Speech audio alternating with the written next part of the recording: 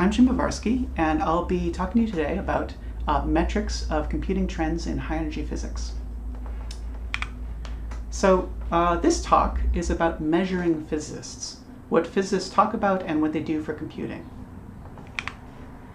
We're studying this because well-defined metrics around software are a clear objective of the NSF OAC program. We've always taken that very seriously, both to try to gauge our impact and guide our evolving plans. Personally, before joining IRIS-HEP, I went from physics to data science, and I had to get used to this idea of measuring people. It's a different kind of analysis. Human events are not independent, and systematic errors dominate. So it took a while to sort of get my head around this idea that a data point is a person. Nevertheless, these kinds of analyses are meaningful. Social scientists do it all the time. For inspiration, read Sharon Treweek's Anthropological Study of Physicists at SLAC and Keck in the 70s, and you'll be convinced that yes, physicists definitely can be data points. And this also guided my work in both IRIS-HEP first and then IRIS-HEP.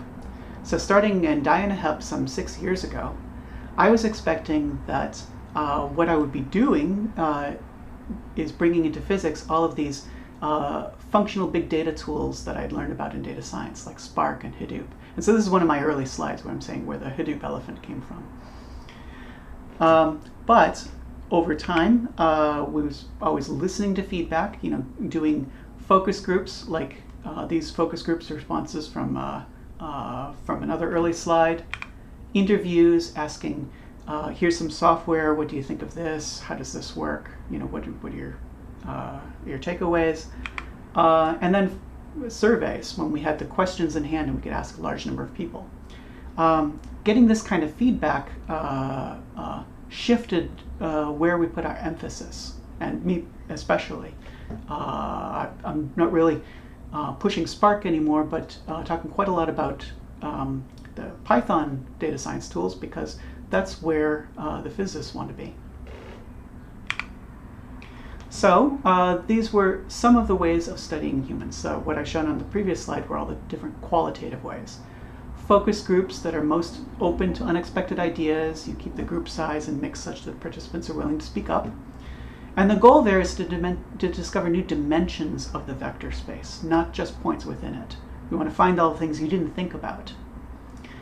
And then a little tighter, deeper, but less broad, one-on-one interviews. It lacks the multiplying effect of responding to each other's opinions, but you can go into questions more detailed because you're talking to one person. And then for completeness, I also want to say here, history and documents. It's sort of observational rather than experimental science, but this method can reach further into the past. Then you also have the quantitative methods. Physicists' favorite are the surveys, because we can get large, statistically meaningful data sets, but at the cost of losing flexibility and openness to new ideas. So now we are filling in points in a vector space. And we particularly like this one because this one looks the most like regular physics analysis. But then that's not the only quantitative measure. There are also proxy metrics. Here you measure what people do rather than what they say, and that makes it different from most of these other methods. And that's what I'll be focusing on in this talk, proxy metrics. So what are proxy metrics? Well, I can define it with an example. There was a study by Google, so in the data science realm, where they wanted to study flu activity each year. And they did this by looking in their search results for when people were looking up words like fever and cough. And they were interpreting a particular combination of searches as flu activity. Naturally, that was controversial because people doing a web search for fever or cough is not the same thing as having a fever or a cough. So you have to make that leap. You can get high statistics in these things, but you have to have a cautious interpretation. So they did all sorts of things to try to check to see that the metric was making sense. But still, in the end, it remained controversial. So now let's talk about some that I think are not controversial, and let's go to actually our data sets. Here, this is a mystery I'm posing to you.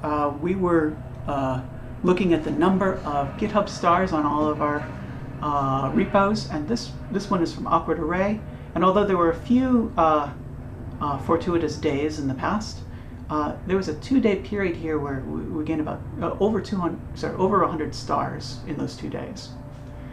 And the way that we are going to be somewhat safe from misinterpretation is that we're not focusing on the little stuff. We are trying to explain the big qualitative feature in this kind of data.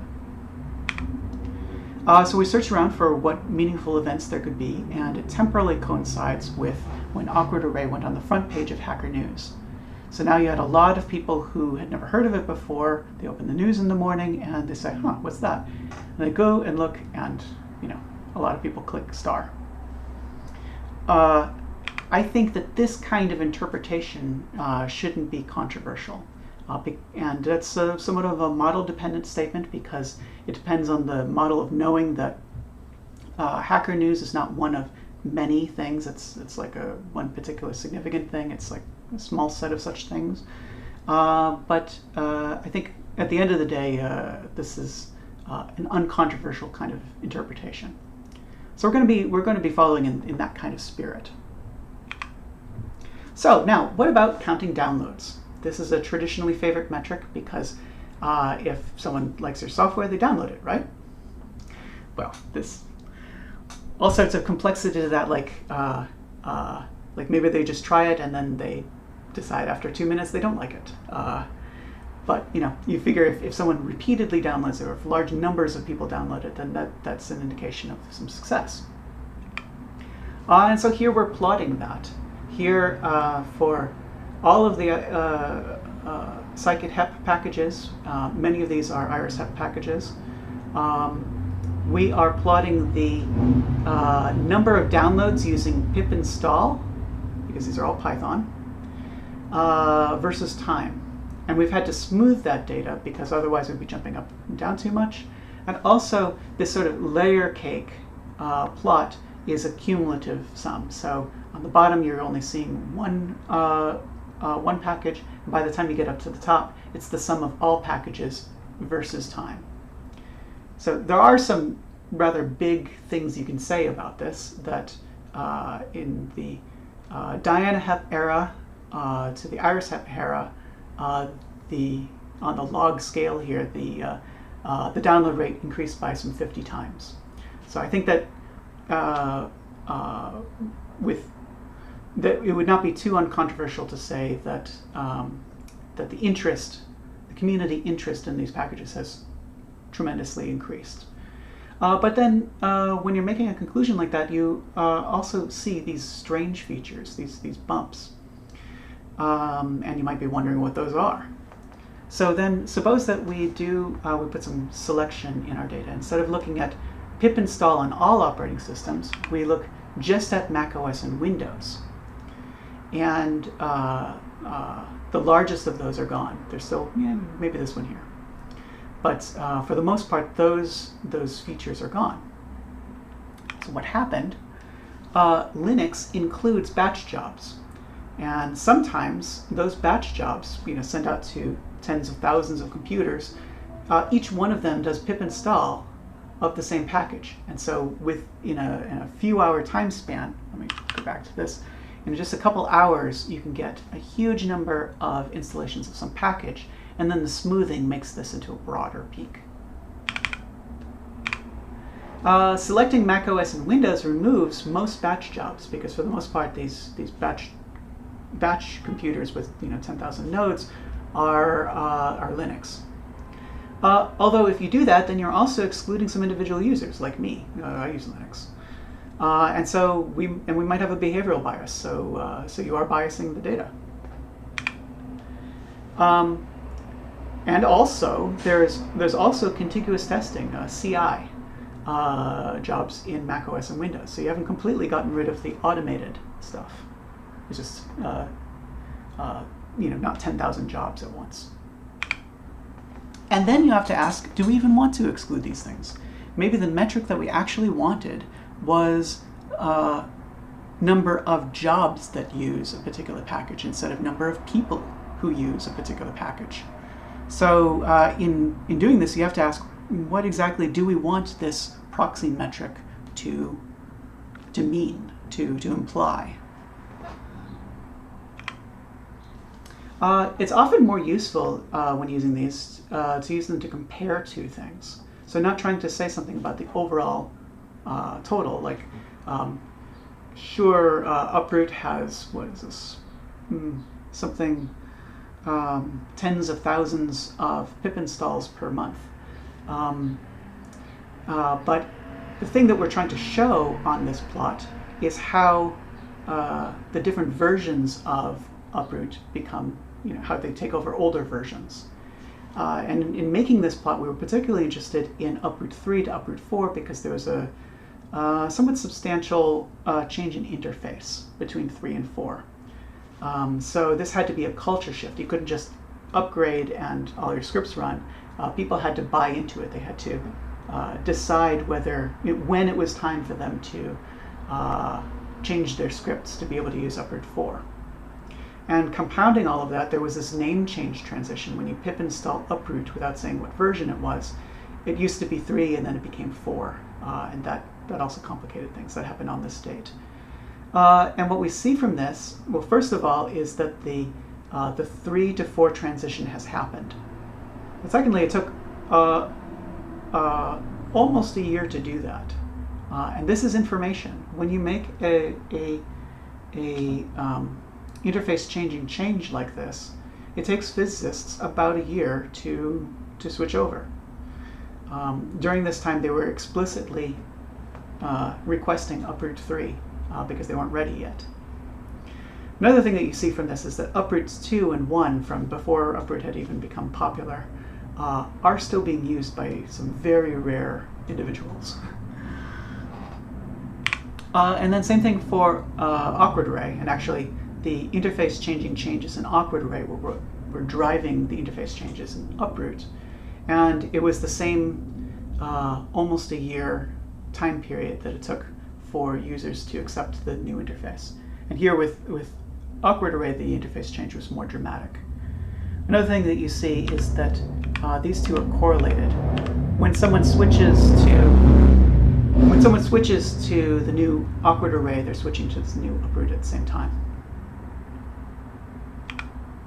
Okay, so now let's try to do a more directed study. Here we were interested in how physicists are using C++ and Python. And for use, we want to get away from just like a download count. Besides, we can't count the number of downloads that number of times that someone downloads C++. It's usually pre-installed on the system or something like that. So to quantify usage, we went to GitHub where the code is located. So then we just look at what code physicists are writing and produce some statistics from that. So this was an analysis that is, again, large statistics. Some 11,000 GitHub repos, and this is representing over 2,000 physicists. They are all CMS physicists because of the way that we did this study.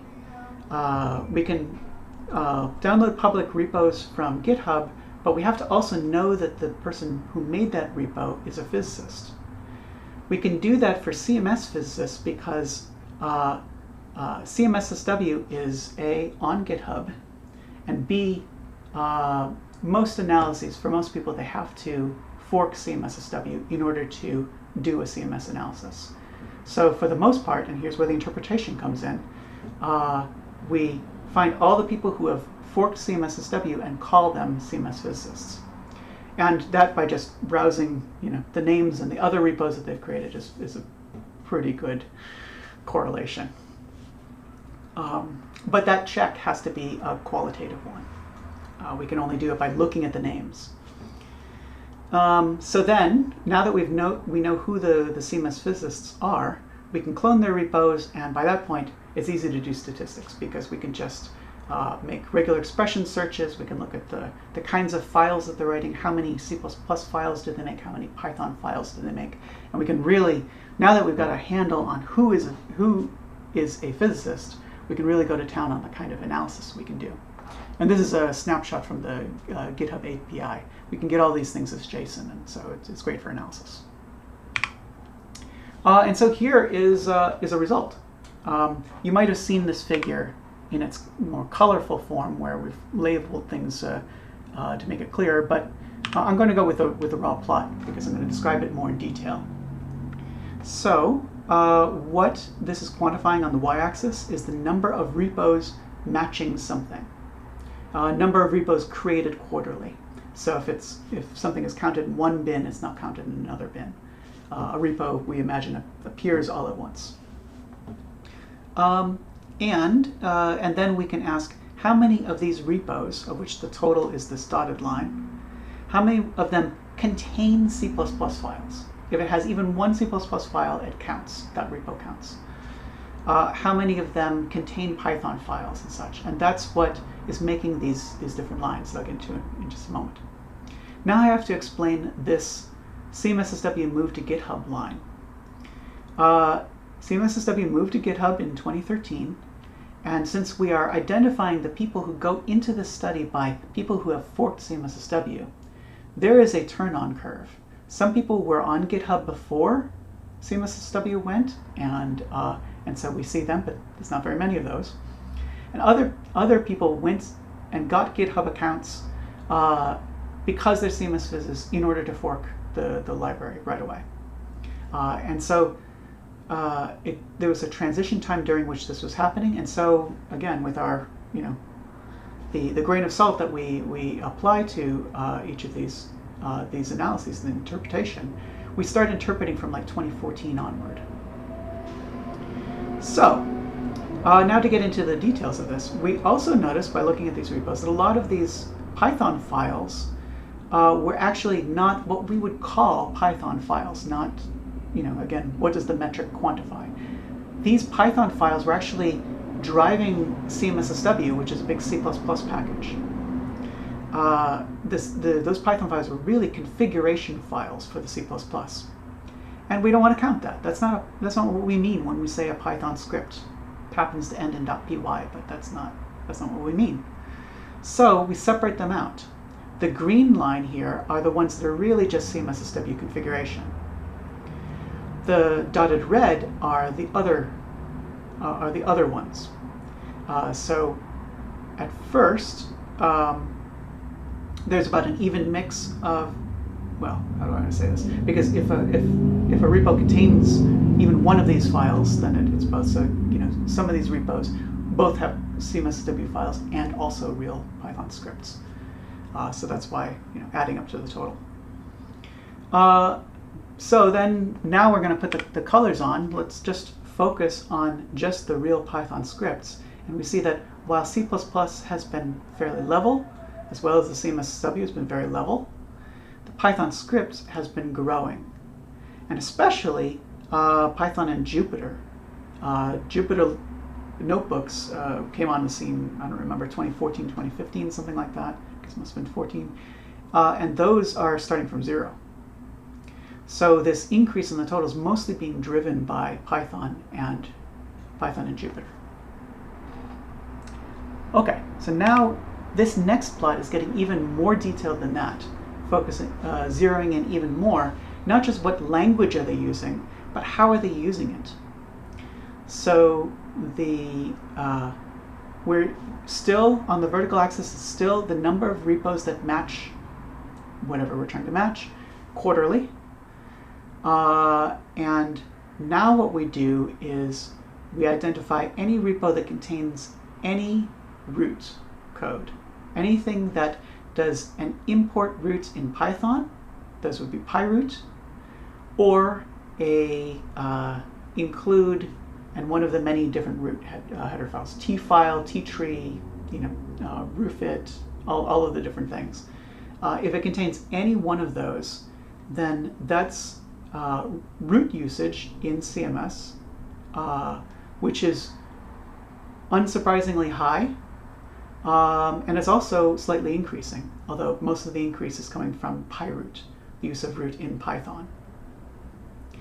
Again, we have the green line for the CMSSW configuration that we're ignoring. And now let's look at the red lines.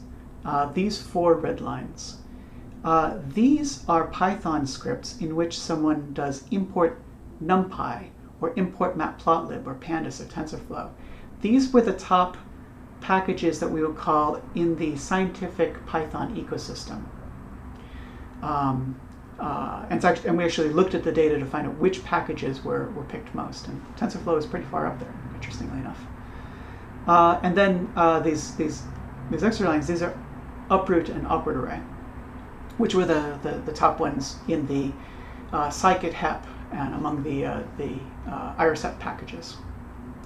So the thing that is interesting about this is that the rise here has been dramatic. Let me turn on the colors.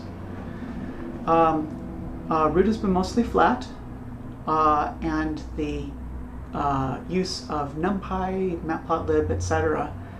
Went from almost nothing in 2014 to on par with root. About as many people who are doing any analysis at all, and they're probably using root to do the analysis.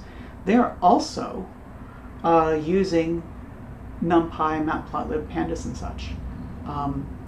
We're at the place now where you could say that we have this mixed ecosystem of just about as much C++ and root as you have of Python and scientific Python. And also, our own packages, the Uproot and Uproot Array, are on the scale. You can see them. They're not like down to 0, but they are still, they're not as much as anything that uses NumPy, for instance, or anything that uses root. So here, what we're seeing with this plot, just to sort of take a step back and interpret it socially, is this is a big transition. This is a change in the way that physicists are doing analysis. 10 years ago, it was mostly just root, and now it's a mixture of root, about an equal mixture of root and, say, NumPy and NumPy-like things. That's a really big change. That's we're looking at some sort of a phase change. So that was interesting. But now, suppose we want to push the timeline back even further and see larger trends. So in this talk, we're going from the narrowest, most recent trends to the longest time scales. So this will be the last set of studies I'll be showing. And here, we can't search source code because people didn't keep source code online in a regular way before SourceForge, before 2000 or so. So instead of analyzing what code people are writing, we analyze what people are talking about at the major conferences for computing in HEP. CHEP and ACAT are the two, so the two top conferences. And they go back pretty far. I guess that's 25 years, if I'm counting right, a little more than that. CHEP started in 1985, ACAT started in 1990, and there's a large number of proceedings that we can search through, thousands. And so, this is quantifying a different thing than the previous study. We're not, now we're seeing what they are talking about at conferences, which is different from what code they're writing. But we can look at it over a longer baseline.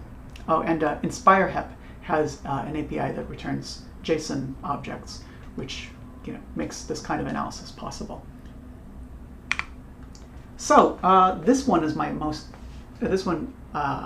favorite. This one I think is the most interesting. This one is showing the resurgence of machine learning in high energy physics. So here on the horizontal axis is the CHEP number, which correlates with time. Some years there weren't CHEPs, but and there are also a few CHEPs where there were so few, it was very small, so few that it really distorts the trends. So if the CHEP was too small or the ACAT was too small, I excluded them. And then the vertical axis is the percentage of talks with some matching title and abstract. And these are some regular expressions that I'm using to search through these. So machine learning is the new word for what's happening. If you only look at machine learning, you'll see that, yeah, around 2013, 14, 15, it just skyrocketed. Went from virtually no machine learning to everybody's talking about machine learning. But if you put in other words like neural networks, you'll see that there was a very healthy interest and enthusiasm for neural networks in the 1990s and the late 80s. So this is a resurgence with a new name. Also, deep learning is a new name. And I also looked at boosted decision trees because I know that in this era, in between, after neural networks,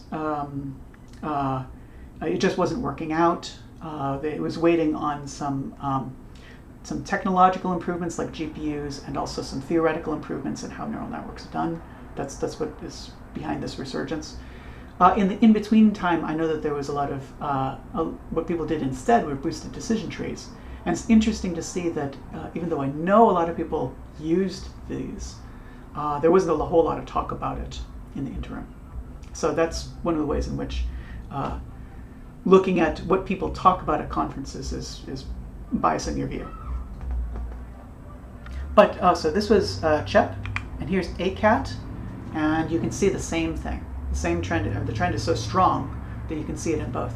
Now ACAT is a smaller conference. There are fewer proceedings, so it jumps up and down a lot more. But if the trend is strong enough, then it shows up in both. Here was neural networks in the 90s. Here the neural networks are back, and along with machine learning and deep learning. Hardware accelerators. I thought this was interesting too, because one of the things that we say about machine learning is it was enabled by GPUs and sometimes even FPGAs. So the blue line is people talking about GPUs, which is definitely on the rise. FPGAs is definitely on the rise. TPUs, well, sometimes people talk about it.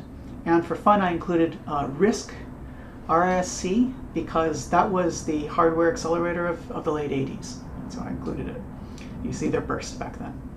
The orange dotted line is for CPUs, and really you'd only talk about CPU if it is as opposed to something else. So talk about CPUs is on the rise, but yeah, just because there exist hardware accelerators to talk about instead.